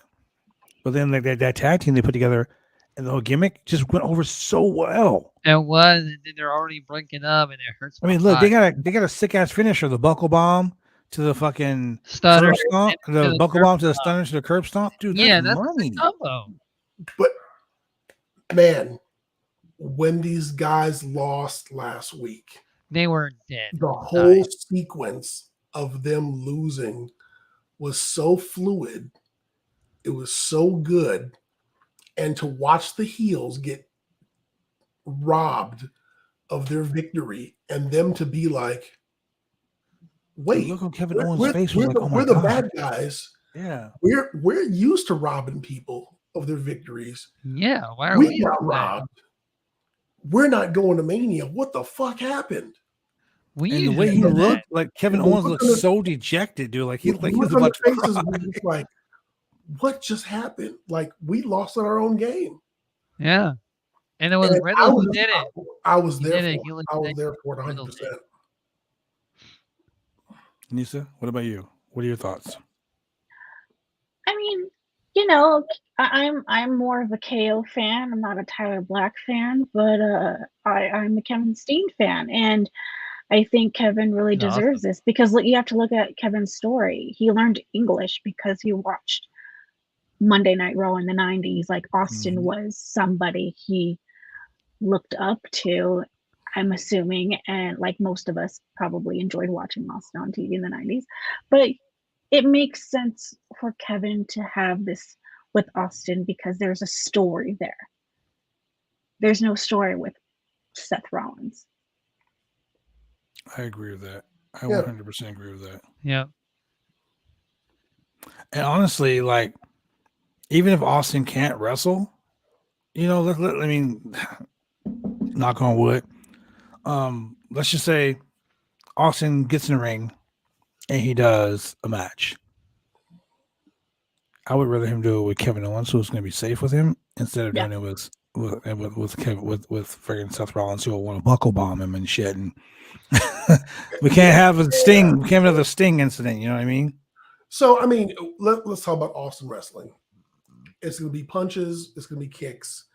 It'll be a Luthez press. Luthez. And it'll be stunners. That's about it. He'll ride to the ring on a quad, a quad runner. A quad runner. I mean, it's not going to be you're not going to get suplexes and enziguris and top rope planchas or pescados. No poison ranas. Yeah, you're not going to do none of that. Dude, imagine if Austin did a poison Rana, I would flip out. I mean, we haven't seen that stuff from Austin since the Hollywood Blonde days. We didn't see it then. Yeah, none of those moves existed. So we're not going to get it now. So it'll be just brawling. It's not going to be anything too technical. Stunners, punches, kicks. You mean no Canadian Destroyers by Austin? Damn. Yeah, I'm going to say now no. the real question is this going to be night 1 or night 2? This is I night think 1. it'd be night. I think it'd be night 2. They already said it was night 1. They said night 1 main event. Yeah. Oh. Yeah. Main event segment or main event match? Main event segment. They met. Okay, so if that's night 1, that means Taker is going to be night 2. Yeah. Because they always do something with the Hall of Fame guy at WrestleMania. Yeah. So Taker's been inducted into the Hall of Fame. Taker's going to come out and he's going to fucking choke slam Seth Rollins. He's going to pull a what's the quarterback that just retired and unretired? Yeah, again. He's going to pull a Brady. Tom Brady. I thought you would say a Pete Rose. That's Kane. That's Kane's job. Yeah, Kane ain't choke slamming the chicken. Yeah. So I mean, honestly, I don't want to see Steve Austin. Like I know. Don't at me on fucking at me on Twitter. I don't care. You say that every time. First I you say, know, "Don't I have me know, on but Twitter." I don't care. At me on Twitter. I'm all about that life. I do not want to see Steve Austin wrestling. Wow. You mean you don't want to see Austin trying to do a Canadian Destroyer? What's I don't wrong want with to see you? Austin wrestling for the simple fact that I don't want to see him get hurt. Okay, you don't want to see Austin wrestle as in ding ding, ring the bell. I don't want to see Austin take a Somebody- bump. I don't want to see somebody Austin get hit with a pins someone. chair. I don't want to see Austin slip on a banana peel. I don't want to see Austin choke on a chicken bone. I don't want to see Austin do anything that's going to be detrimental to him not walking tomorrow. Ve- But we don't even know if he's actually training right now. That is true. That is true. That is Yeah. true. He is keeping that You know, private. what if WWE sent him a whole damn ring and said, "Hey, we're gonna fly in somebody to go, work with you." We don't know. I thought he already has a back, like Yeah, a probably backyard have a ring ring of his already. own. Yeah, Well, whatever. He's training. He might be training. yeah. That's It'll the do that point. spread on the Invisible Man. It just after seeing like Big E get his neck broken and Scott Hall dying today and What a horrible you know, week for just wrestling me fans being on a that. just me being a wrestler on this podcast, knowing the dangers of taking a bump the wrong way, especially when you're hurt and you're hurting so much. And so let's talk about, especially we're talking about a guy who is the poster child for taking a bump the wrong way. Exactly. Yeah, So that worries me. You know what I mean? Like that. I don't want to see. I mean, don't get me wrong. I was when the glass break, that's your ass. I was a Steve Austin guy myself, but I was more of the Rock guy. do sorry. I want to see Steve Austin take a bump and that'd be it? Sorry, I couldn't back the Rock when the Rock's finisher was a fucking elbow. The people's elbow. Get it right. I'm one of the people, and I wouldn't sell that shit. Anyway, the point I'm making is I just don't want to see him get hurt. And while wrestling fans, and I'm going to say this with the most kindest, gentlest way possible, you guys are fucking crazy Well, that wasn't very so gentle. because you guys don't understand the physical toll we put on our bodies week after week after week. Yeah. I mean, I've been wrestling with a hairline fracture on my foot for the last month. I wrestled 6 months with a broken heel, and I just taped it up. Separated shoulders, all these injuries I've suffered over the course of 30 years, And don't get me wrong, wrestling's a drug. Any wrestler that you ask any wrestler, they'll tell you this is a drug. They need it. We crave it. It's like we treat our body like an amusement park ride all the time. But the point I'm making is when you have a serious injury, one that almost prevented you from walking. Like, can you imagine that? But you also need to realize Austin is coming to the ring in Texas. What? I don't give a shit. That pop that he's going to get. He's going to get the loudest pop of the night. Is going to be monstrous. And the only thing? It is going to be all the OxyContin, Adderall that you can fit into the biggest syringe you can find. And he would feel it afterwards. That one took a turn for the worse. But it'll charge him up. He'll be to him. It'll be 2000 all over again. And he'll be there for the fans. He'll be there for the electricity. He'll be there for the pop and just the ego, just how it feels. And he'll be there for the charge. And KO too, he'll be there by proxy. he'll be there for it. But does Austin need to be in a referee check my boots, ring the bell, cover count to 3 match? No. I mean, he's done the beer bath, stunners. He's gotten the same pop just by kicking Vince McMahon in the nuts and getting hauled up by police. Yeah. So, I mean, they can do the talk show segment and get the same result. They can get from A to B that you would do in a match by doing a talk show segment. I mean, take the Morton Downey Jr. segment with Piper, and just don't let it drag on as long. And you throw in some stunners, you throw in some beers, you give the fans what they want, and there you go. True. But we've seen so many wrestlers come back with injuries Mhm. that we never even thought that they can even come back. And I understand like Austin is like in his 60s, but I still think that he can still like have one more match. And if that happens, that's great. If it doesn't, it's great. At the end of the day, Right. we are being not spoiled, but we are having a treat to see Stone Cold Steve Austin do No, definitely it's a something. treat.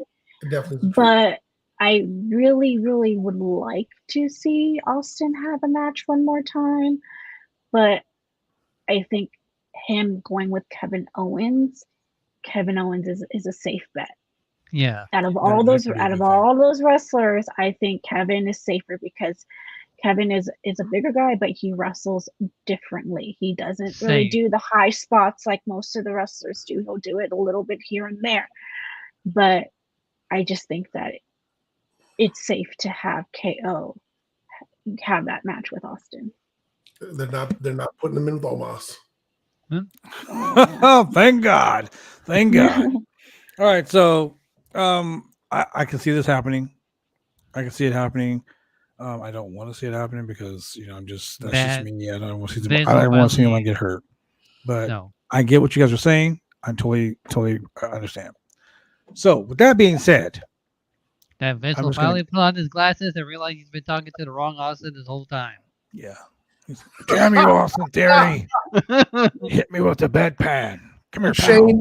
Shane, you've been saying this for months now, Yeah. and It's liable to happen. I would fucking, dude, I would I would go. I would let's die take it- laughing if that was the payoff. If that was the payoff, it would be genius. It would be hilarious. And then will be I'd 100% do that. proof that they are watching our podcast. Yeah, that would 100% just be that would be off the chain. Before we get out of here, I want to say two things. One, shout out to Kerry Silken for his induction into the Ring of Honor Hall of Fame. I sent him a text this morning, and he was like, "Thank you, brother." So, thank you, Kerry, for all you've done in Ring of Honor and for all you're going to do. Because I'm pretty sure you will still be an ambassador for Ring of Honor. Correct. And in the words of Scott Hall, hard work pays off, dreams come true. Bad times don't last long, but bad guys do. Hey, yo. Remember that, ladies and gentlemen. So, Julian, you want to tell the amazing people here that watches week after week after week after week. People still after have week cable? after week. Well, yeah. The ones that still have cable, the ones that watch us on all these great channels. Will you tell them where they can reach us and they can watch us? Hey, ladies and gentlemen, if you don't want to watch us on YouTube, you don't want to download the podcast, you don't watch us on Twitter, you don't watch us on Facebook, I highly recommend you do because you're going to get a very entertaining show. And you should at least stop off on Twitter and wish Big E a get well soon and get well speedy recovery. Send him your well wishes.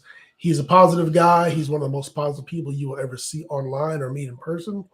But it does not mean that he does not need your well wishes and your prayers. That being said, you will always hear us give him our well wishes, whether it's online or 3 times a week. And that can be on Mondays at 10 p.m. on channel 22 Xfinity TV and channel 8002 CenturyLink TV, or Tuesdays at 9:30 p.m. on channel 23 Xfinity TV and channel 8003 CenturyLink TV, or on Wednesdays on 9:30 p.m. and channel 11 Xfinity TV and CenturyLink TV in the Portland, Oregon area. Wow. When you're driving in your car, you're like, damn, these guys are funny, but I can't be watching them because it's That's like illegal. watching videos in your car. I mean, I sometimes do, but that's just me. Wow. You can always check us out on Google Podcasts, Apple, Spotify, Pandora, Amazon Music, and you know what? For the lovers out there, iHeartRadio. And We're everywhere. OldieBarbers.com. Everywhere. And Podcast Addict. Man, just go click, and subscribe on all that shit. So, Miss Barr, I understand you're trying to get to 5,000 followers before 5,000. summertime on Twitter. Wow. Yeah. So if you're watching this podcast or you're listening to us on Twitter right now, go click, and subscribe on her page. Yeah. Tell them where they can find you on all your socials. You could find me on Twitter and Instagram at my name, Anissa Barr. Don't follow me on Facebook because I will decline your request. Declined. Because I don't know Wow. you. I don't want your friends. Ooh, she's like, I'm trying to get in my DMs. Declined. Yeah, that's my goal. 5,000 Yeah. followers by summer, and if after that, it's gonna by December 10,000 followers. Got the friends. Man, Wow. she is. Look, hey, she's all about that life, man. So what if Shane? What if Mr. Shane Husky right here? Shane's a Twitch affiliate. He's like a star on Twitch. What if he tried to jump in your DMs like, "Hey, friend, let's be friends"? What would you tell him? Well, we are friends. There it Yeah. is, Shane. Shane has a All new right. friend, ladies and gentlemen. I love it. I love it. Shane, tell those Yeah. amazing people where they can find you every week. Well, you can find me on Twitch at Husky_518. If you want to know why it's called Husky_518, I will tell that story on the Twitch channel. And you can find me on YouTube where I will be doing a new call show on Twitch and YouTube for a new Ethan that'll be coming out pretty soon. I'm really excited to do that. Man, and You the Julian. man, Shane. Let the And people Julian, know, where they can Julian. find you? See my name? Yeah, right there. You can find me at Chemical Julian on Instagram and on Twitter.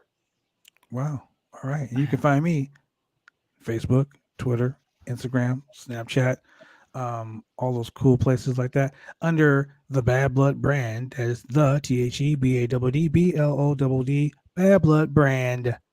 Okay. You can find me there. You can find us here. Roundtable Pro Wrestling Podcast every Monday, Wednesday, and Friday night. Sometimes you can find me on Tuesday. It's here on By the Sam Down. It's also, Copyright. Sometimes.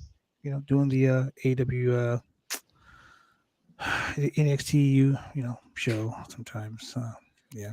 Or No, you you can find us. gotta get energized. Be like, we're doing the AEW podcast on Whoa, Wednesdays. don't hold on. We get excited for AEW on Yeah, we get Wednesdays. excited for You know what day that means? Real Wrestling Wednesday, baby. AEW Dynamite. You can also find us on Friday. We watch AEW Rampage and SmackDown too. But Smack we it watch down. that too. SmackDown.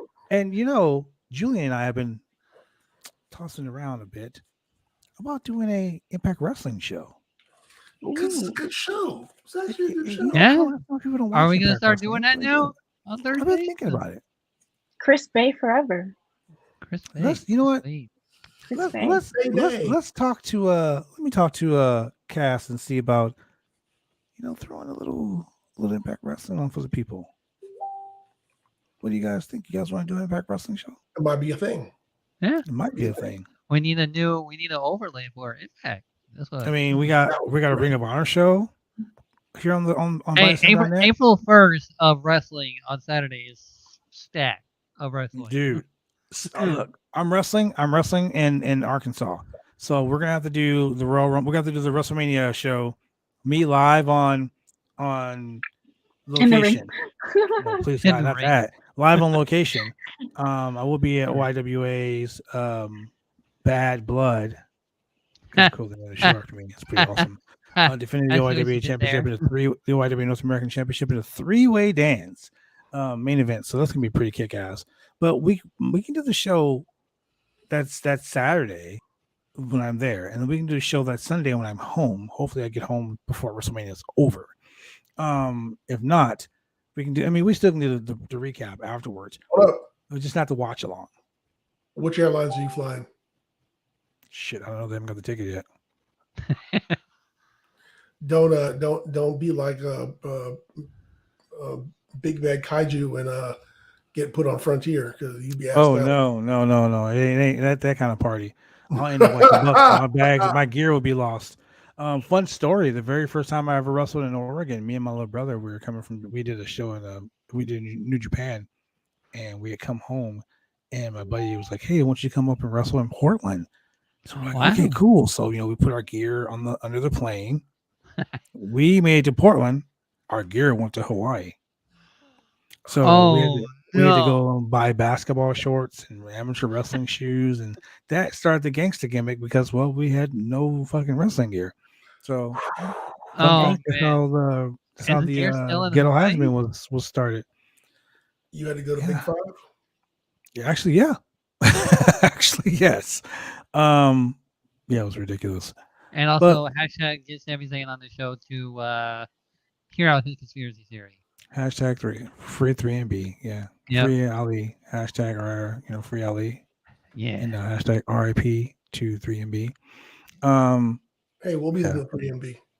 And fuck Chicago Bears. So yeah. And the one Yo. And ladies and gentlemen, you know what time it is. You know what time it is, ladies and gentlemen. It is that time again. Oh yeah. So, ladies and gentlemen, if you like what you hear and you want to donate to BuySlam.net to keep the website going, so we can continue to bring you a very large and wide and entertaining variety of professional wrestling and MMA content, simply join us by going to www.slamchats.com. That is www.slamchats.com. Become Slamtastic. That's right, ladies and gentlemen. For your boy Chemical Julian, for the man in the chair Shainowski, and for the newbie, everybody's name Miss Anissa Barr. This has been the franchise. Thank you very much for joining us, and we will see you on Wednesday. Wow. AEW. Yeah.